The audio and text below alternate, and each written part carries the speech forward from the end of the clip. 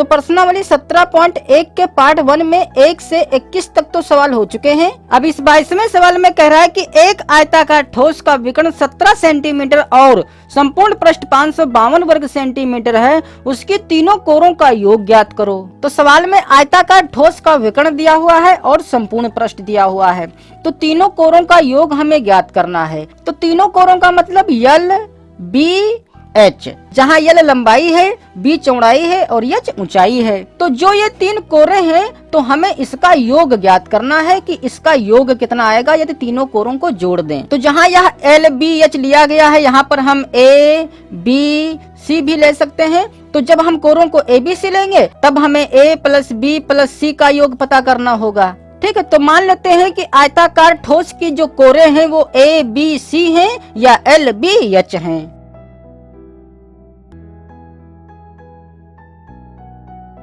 तब यदि हम आयताकार ठोस का विकर्ण निकालते, जब ये कोरे ए, बी, सी होती, तब हम विकर्ण इस सूत्र से पता करते, A square plus B square plus C square, जो कि इसका विकर्ण सवाल में कितना दिया हुआ है 17। इसका मतलब यह 17 के बराबर है, या हम इस 17 को इसके नीचे लिख सकते हैं क्योंकि विकर्ण हमारे पास 17 ही दिया हुआ है। तो 17 बराबर हो जाएगा under root A square plus B square plus C square.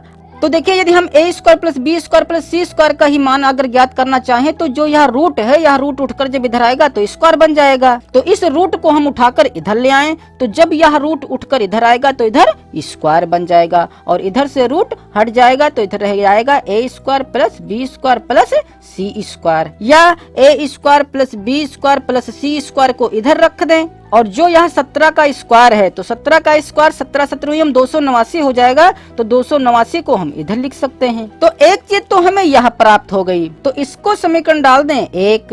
अब देखिए हमारे पास संपूर्ण पृष्ठ भी दिया हुआ है, तो जब हमारे पास ये कोरे दे रखी होती ए, बी, सी, तब हम संपूर्ण पृष्ठ इस सूत्र से निकालते हैं 2 इंटू, क्योंकि हमारे पास कोरे हैं ए, बी, सी, तब क्या हो जाएगा, पहले ए बी की गुणा कराकर यहाँ रखना है तो ए बी, फिर प्लस, फिर बी सी की गुणा करा के रखना है तो प्लस बी सी, फिर प्लस, फिर हमें सी और ए की गुणा करा के रखना है तो यह हो जाएगा सी ए। तो चूंकि सवाल में हमारे पास संपूर्ण पृष्ठ दिया हुआ है जो कि है 552, तो हम इसके नीचे 552 लिख सकते हैं और जो कि यह बराबर है 2 इंटू, इस 2 को उठाकर इधर लाने की आवश्यकता नहीं है क्योंकि अभी जब a प्लस बी प्लस सी निकालेंगे तो हमें इतना प्राप्त हो जाएगा। ठीक है, तो हम उसकी जगह पर सीधे सीधे 552 रख देंगे और जहां पर a square plus B square plus C square आएगा वहां पर हम 289 रख देंगे।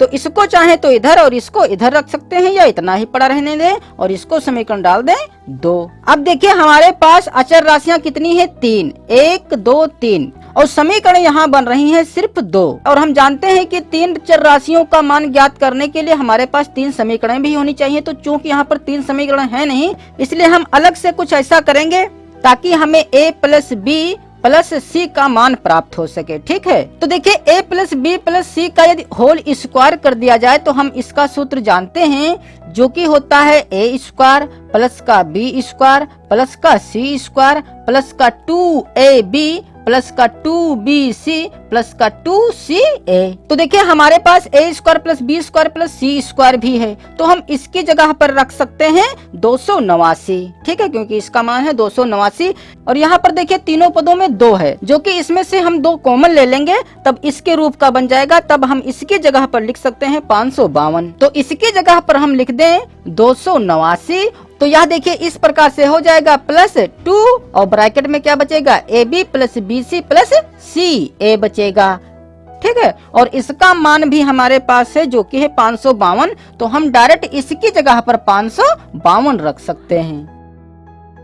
अब चूंकि इनको जोड़ना है तो जोड़ लें, तो यह हो जाएगा 9 2 11 हासिल 1, 9 5 14 हासिल 1 8 841 हो जाएगा। और चूंकि हमें सिर्फ a प्लस बी प्लस सी ही चाहिए, मतलब सिर्फ इसका योग चाहिए, इसके योग का वर्ग नहीं, तो जो यह वर्ग है स्क्वायर, इस स्क्वायर को हम उठाकर इधर लाएंगे। तो जब स्क्वायर उठकर इधर आएगा तो रूट बन जाएगा, और जब रूट उठकर इधर आता है तो स्क्वायर बन जाता है। जैसे कि यहाँ पर देखिए, यहाँ पर रूट था, उठकर जब इधर आया तो स्क्वायर बन गया, और जब स्क्वायर उठकर उधर जाएगा तो पुनः फिर रूट बन जाएगा।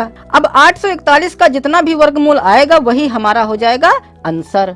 तो 841 का यहाँ पर वर्गमूल पता कर लें भागवित से।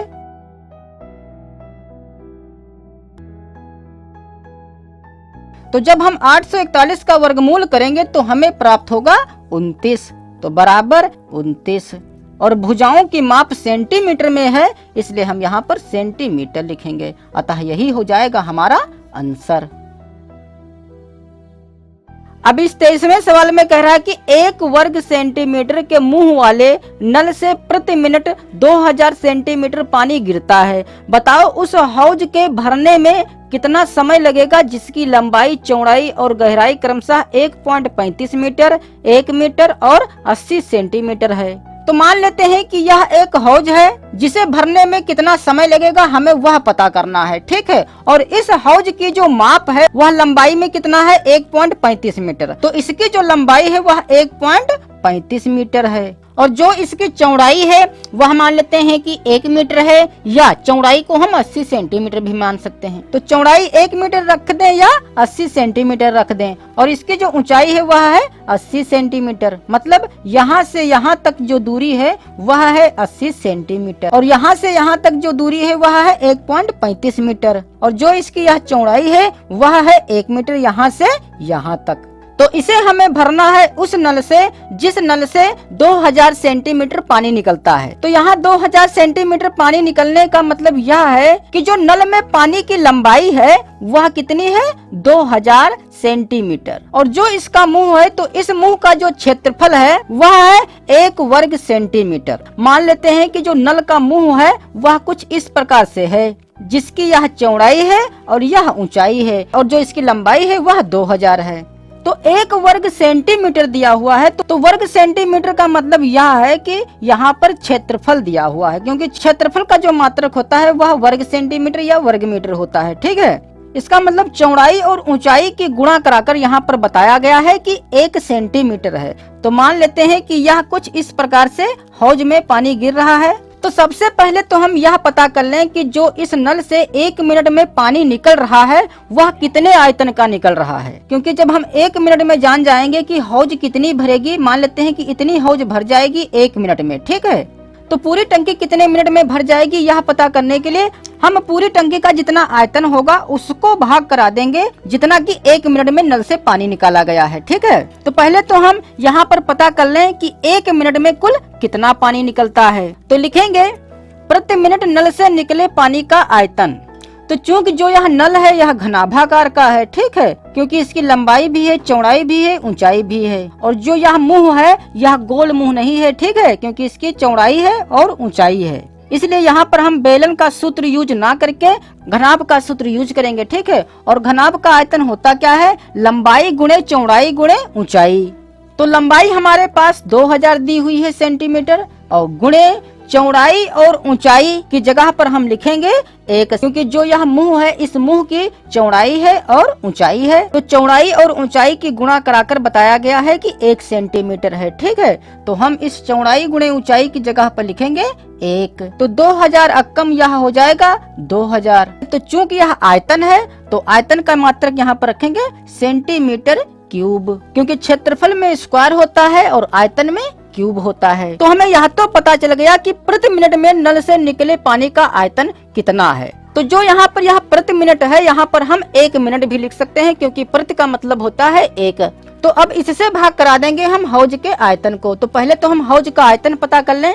तो यहाँ पर लिखेंगे तथा हौज का आयतन बराबर तो चूंकि हौज भी घनाभाकार की ही है, क्योंकि इसकी लंबाई, चौड़ाई और ऊंचाई है, इसलिए आयतन पता करने के लिए हम लंबाई, चौड़ाई और ऊंचाई की गुणा करा देंगे। तो चूंकि यहाँ पर देखिए जो 1 मिनट में निकले हुए पानी का आयतन आया है वह सेंटीमीटर में आया है, ठीक है। और जो यहाँ पर हौज की मापे दे रखी हैं वह मीटर में भी है और सेंटीमीटर में है। और हम जानते हैं कि किसी भी सवाल को हल करने के लिए सारी यूनिटियां एक ही होनी चाहिए। जैसा कि फिजिक्स के सवालों में भी ऐसा ही करते हैं कि सबको हम एक ही पद्धति में बना लेते हैं, या तो सबको एमकेएस पद्धति में या सबको सीजीएस पद्धति में। तो चूंकि यहाँ पर मीटर भी दिया हुआ है, सेंटीमीटर भी दिया हुआ है, तो सबको हम एक ही यूनिट बना लें। चाहे तो मीटर से सेंटीमीटर या सेंटीमीटर से मीटर बना सकते हैं। तो चूंकि यहाँ पर सेंटीमीटर है तो यदि मीटर बनाएंगे तो इसको भी मीटर बनाना पड़ेगा। और यदि इस सेंटीमीटर को मीटर नहीं बनाना चाहते हैं तो जो यहाँ पर ये मापे मीटर में दी हुई है इसको हम सेंटीमीटर बना सकते हैं, ठीक है। तो जो यहाँ पर लंबाई है वह है 1.35 मीटर। तो हम जानते हैं कि 1 मीटर में 100 सेंटीमीटर होते हैं। तो 1.35 मीटर में सेंटीमीटर पता करने के लिए हमें 100 से गुणा कराना पड़ेगा। तो 1.35 को जब 100 से गुणा कराएंगे तो यह हो जाएगा 135। फिर गुणे चौड़ाई 1 मीटर है और 1 मीटर में 100 सेंटीमीटर होते हैं, तो गुणे 100। और फिर ऊंचाई यहाँ पर 80 सेंटीमीटर दे रखा है, मतलब यहाँ पर सेंटीमीटर बना बनाया मिल गया है, इसलिए यहाँ पर 80 का 80 ही रहेगा। तो अब तीनों की गुणा करा लें। तो 135 की गुणा 8 से करा लें और 3 बाद में 0 रख देंगे। तो 8 पंचे 40 हासिल 4, 8 त्रिक 24, 4 28 हासिल 2, 8 हक्कम 8, 2 10। तो यह हो जाएगा 1080। तो 3 जीरो अभी रह गए हैं, तो वो 3 जीरो हम यहाँ पर रखेंगे। तो अब यह आ गया 10,80,000। तो चूंकि यहाँ पर ये मापे सेंटीमीटर में है, इसलिए आयतन यहाँ पर रहेगा सेंटीमीटर क्यूब। तो 1 मिनट में निकले पानी का भी आयतन पता चल गया और हौज का भी आयतन पता चल गया है। अब हम समय पता कर सकते हैं कि इस हौज को भरने में कुल कितना समय लगेगा। तो यहाँ पर लिखेंगे, इसलिए हौज को भरने में लगा समय बराबर। तो समय बराबर क्या हो जाएगा, हौज का आयतन बटे 1 मिनट में निकले पानी का आयतन। तो जो इसका समय आएगा वह मिनट में आएगा, क्योंकि समय यहाँ पर मिनट दिया हुआ है, ठीक है। तो यह बन जाएगा मिनट। तो अब इसको काट पीट लें तो 3 जीरो से ये 3 जीरो कट जाएंगे। 2 अक्कम 2, 2 पंचे 10, 2 चक्कू 8, 0। तो यह आ जाएगा 540 मिनट। अतः हौज को भरने में 540 मिनट लगेंगे। और इन 540 मिनटों को यदि घंटा बनाना चाहते हैं तो हमें 60 से भाग कराना होगा, क्योंकि 1 घंटे में 60 मिनट होते हैं। तो 60 से जब हम भाग कराएंगे तो 0 से 0 कटेगा, 6 कम 6, 6 नाम 54। तो यह आ जाएगा 9। तो चूंकि जैसे ही यहाँ पर 60 बटे में रखा गया है, तुरंत हम यहाँ पर घंटा लिखेंगे, क्योंकि मिनट को घंटा बना लिया गया है, ठीक है। अतः हौज को भरने में कुल कितना समय लगेगा, 9 घंटे या 540 मिनट। अतः यही हो जाएगा हमारा आंसर। अब इस 24वें सवाल में कह रहा है कि एक आयताकार हौज में 40 लीटर पानी प्रति मिनट गिरता है। यदि हौज का आधार 40 मीटर लंबा और 32 मीटर चौड़ा हो तो हौज में पानी किस दर से ऊपर चढ़ेगा। तो यह भी सवाल 23वें सवाल के जैसा ही है। जैसे मान लेते हैं कि यह एक हौज है और इस हौज का आधार दिया हुआ है 40 मीटर, मतलब 40 मीटर इसकी लंबाई है इस हौज की और 32 मीटर चौड़ा है, मतलब यहाँ से यहाँ तक की जो दूरी है वह कितनी है, 32 मीटर की।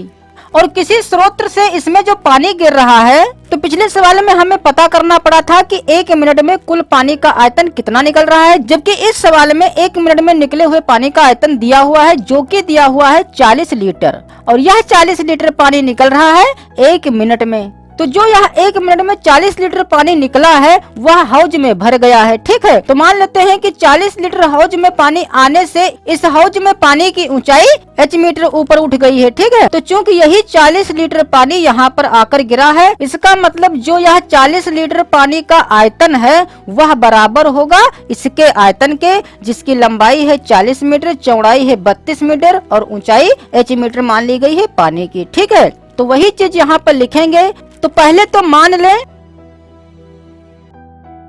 माना हौज में पानी ऊपर चढ़ने की दर बराबर h मीटर प्रति मिनट है, क्योंकि जो यह पानी गिरा हुआ है यह 1 मिनट का ही है। और मान लेते हैं कि 1 मिनट में h मीटर ऊपर उठ जाएगा। तो चूंकि 1 मिनट में 40 लीटर पानी निकल रहा है और जब हम इसका आयतन पता करेंगे तो यह मीटर क्यूब में आएगा। तो इस लीटर को मीटर क्यूब या इस मीटर क्यूब को लीटर बना सकते हैं। तो लिखेंगे 1 मिनट में हौज में गिरे पानी का आयतन बराबर है 40 लीटर के, ठीक है। और जब हम इसे मीटर क्यूब बनाएंगे तो हम जानते हैं कि 1 मीटर क्यूब जो होता है वह 1000 लीटर के बराबर होता है। तो 1 लीटर बराबर कितना हो जाएगा, 1/1000 मीटर क्यूब। और 40 लीटर का पता करना चाहे तो 40 से हम गुणा करा देंगे, तो यह हो जाएगा 1/1000 गुणे 40, ठीक है। तो 40 लीटर में मीटर क्यूब पता करने के लिए हमें क्या करना पड़ेगा, 1000 से भाग कराना पड़ेगा, ठीक है। तो यह हो जाएगा 40/1000, ठीक है। तो इसे काट सकते हैं, 0 से 0 कट जाएगा, फिर 4 से काट सकते हैं, 4 एकम 4, 25 चक्कू 100, तो यह आ जाएगा 1/25 मीटर क्यूब। और यहाँ पर भी मीटर क्यूब लिख दें क्योंकि यहाँ पर 1000 से भाग कराया गया है, ठीक है। तो चूंकि यह पानी का आयतन इस पानी के आयतन के बराबर है, तो सीधे सीधे हम यहाँ पर लिखेंगे प्रश्नानुसार। तो दोनों का आयतन बराबर कर लें। तो जो यह 1/25 मीटर क्यूब आया है यह बराबर है किसके, इस वाले पानी के आयतन के। तो इस पानी का आयतन हम कैसे पता करेंगे, लंबाई गुणे चौड़ाई गुणे ऊंचाई से, क्योंकि यह घनाभाकार हौज है और घनाभाकार हौज का आयतन क्या होता है, लंबाई गुणे चौड़ाई गुणे ऊंचाई। तो लंबाई है 40 और चौड़ाई है 32 और ऊंचाई है h, क्योंकि ऊंचाई को h माना गया है। अब यहाँ से हम h का मान ज्ञात करेंगे, तो h बराबर क्या हो जाएगा, इधर 1/25 है और जो यहाँ 40 और 32 है उठाकर जब हम इसको इधर लाएंगे तो यह बटे में हो जाएगा क्योंकि इधर गुणे में है। तो जो यह h का मान आया है यह आया है मीटर प्रति मिनट। और यदि इसको सेंटीमीटर बनाना चाहते हैं और मिनट को घंटा बनाना चाहते हैं तो मीटर को सेंटीमीटर बनाने के लिए हमें 100 से गुणा कराना पड़ेगा, तो यह हो जाएगा 1 गुणे 100। तो इस मीटर की जगह पर हमें लिखना होगा सेंटीमीटर। और चूंकि हमें मिनट से घंटा बनाना है तो चूंकि 1 घंटे में 60 मिनट होते हैं इसलिए हमें 60 से भाग कराना पड़ेगा, तब बन जाएगा घंटा। तो यह हो जाएगा 1/60। तो चूंकि यहाँ पर बटे के बटे आ गया है तो हम सीख चुके हैं कि यह जो 60 है यह ऊपर चला जाएगा, तो इस 60 को हम डायरेक्ट ऊपर भेज सकते हैं, ठीक है। तो यहाँ से इसको हटा दें और नीचे तो हमारे पास 25 गुणे 40 गुणे 32 तो है ही। तो मीटर को बना लिया गया सेंटीमीटर और मिनट को बना लिया गया घंटा, तो हम यहाँ पर सेंटीमीटर प्रति घंटा लिखेंगे। तो अब इसे काट पीट ले, तो 25 अक्कम 25, 25 चक्कू 100, 4 अक्कम 4, 4 अट्ठी 32, 4 दूना 8 और 15 चक्कू 60। अब यहाँ 5 से कट जाएगा तो 5 तिया 15, 5 अट्ठी 40।